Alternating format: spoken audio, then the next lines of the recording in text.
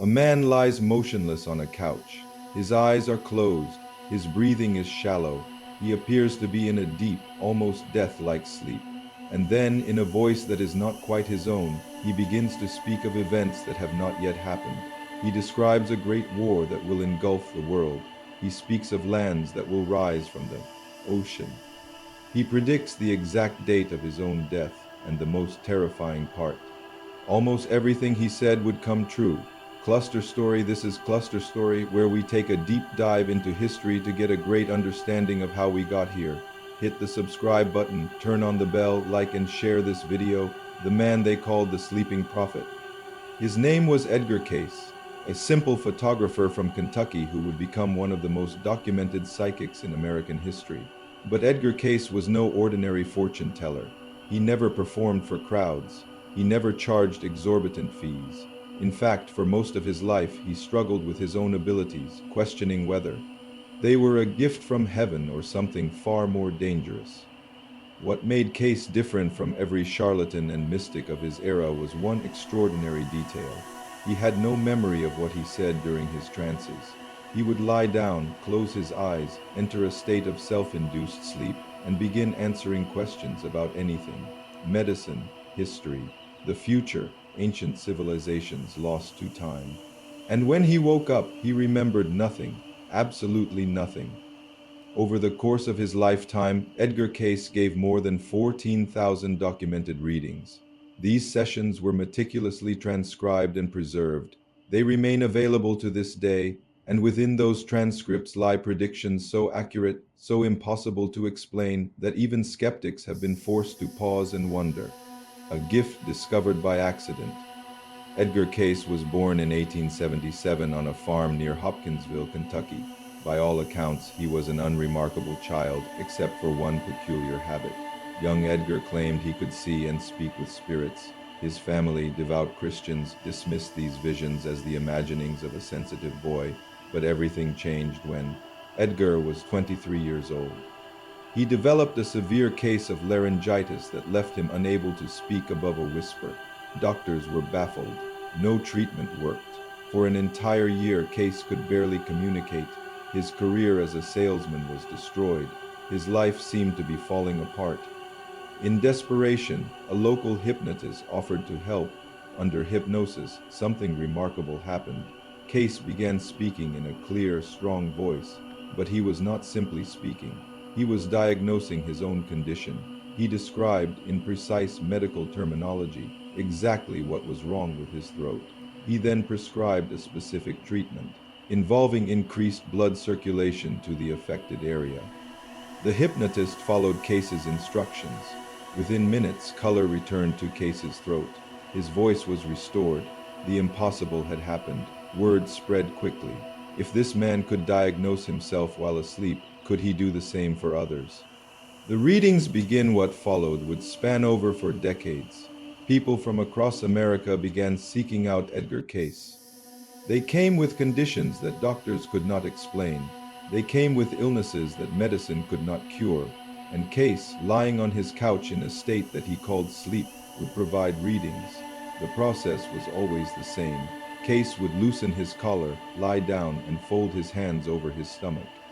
He would take several deep breaths, and then he would slip into unconsciousness. His wife Gertrude would read him the questions. A stenographer would record every word. From this sleep state, Cayce could describe a patient's body with surgical precision. He would identify tumors that had not yet been discovered. He would recommend treatments that conventional medicine had never considered. And time after time, patients reported miraculous recoveries.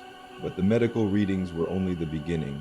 Over time, Cayce's readings expanded into territory that would challenge everything we think we know about the past, present, and future. Visions of ancient worlds. During his trances, Cayce spoke extensively about Atlantis, not as a myth, not as a legend, but as a real civilization that had existed thousands of years ago.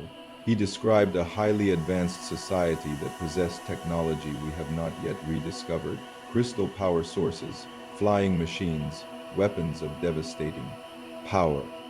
According to Cayce, the Atlanteans became corrupted by their own power. They turned their technology against each other. And in a final cataclysm, their entire continent sank beneath the waves of the Atlantic Ocean. But here is where it becomes truly strange. Cayce predicted that evidence of Atlantis would be discovered. He gave a specific location near the island of Bimini in the Bahamas. He said this discovery would occur in 1968 or 1969. In 1968, an underwater structure was discovered off the coast of Bimini. A road made of massive stone blocks, stretching for half a mile along the ocean floor. Scientists have debated its origins ever since. Some say it is a natural formation, others are not so sure predictions that shook the world. Edgar Cayce's readings contained numerous predictions about world events. Many of them came true with disturbing accuracy. In 1929, months before the stock market crashed and plunged America into the Great Depression, Cayce warned of an economic collapse. He advised several people to sell their stocks. Those who listened avoided financial ruin. He predicted the deaths of two sitting presidents. He foresaw World War II and described its major turning points before they happened. He spoke of the rise and fall of communism in Russia, decades before the Soviet Union crumbled. But not all of Cayce's predictions have come to pass, at least not yet. He spoke of dramatic earth changes, catastrophic earthquakes that would reshape the coastlines of America. He described portions of Japan sliding into the sea. He predicted volcanic activity that would alter global climates. He said that the Great Lakes would one day empty into the Gulf of Mexico. Were these visions of an inevitable future, or warnings of what could be prevented? Cayce himself suggested that the future was not fixed, that human choices could alter the course of events. The final prediction throughout his life, Edgar Cayce struggled with the demands placed upon him. Every reading drained his energy. Doctors warned him that he was destroying his health.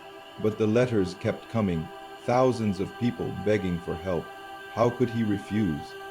During World War II, Cayce pushed himself to perform as many as 8 readings per day, far more than his body could handle. His health deteriorated rapidly. In 1944, Edgar Cayce gave his final reading. It was a reading for himself. He asked the source of his information how he could recover his failing health. The answer was chilling. The source told him it was too late. The damage was done. Cayce was told he would not recover.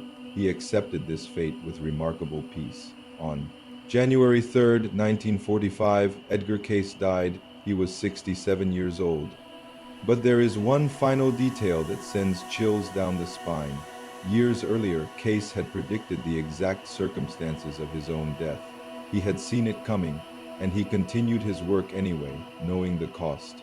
A legacy that endures today. The Association for Research and Enlightenment in Virginia Beach preserves all 14,000 of Cayce's readings.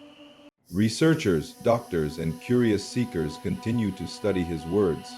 Some have used his medical recommendations to find healing. Others are watching the news, waiting to see if his predictions about Earth changes will come true. Was Edgar Cayce a genuine prophet? A man who could tap into some universal source of knowledge while he slept? Or was he something else entirely? A fraud whose lucky guesses have been exaggerated over time? The evidence is overwhelming in volume, thousands of documented cases, hundreds of verified predictions, medical diagnoses that proved accurate against all odds. Perhaps the truth lies somewhere beyond our current understanding. Perhaps Edgar Cayce accessed a dimension of knowledge that science has yet to explain. One thing is certain, the sleeping prophet left behind a mystery that refuses to sleep, and some of his most terrifying predictions have not yet come to pass. What if he was right? About everything? Thank you for watching this episode of Clusterstory. If this video made you think twice about the mysteries of the human mind, hit that subscribe button and join us next time, because history is deeper, stranger, and more fascinating than you ever imagined.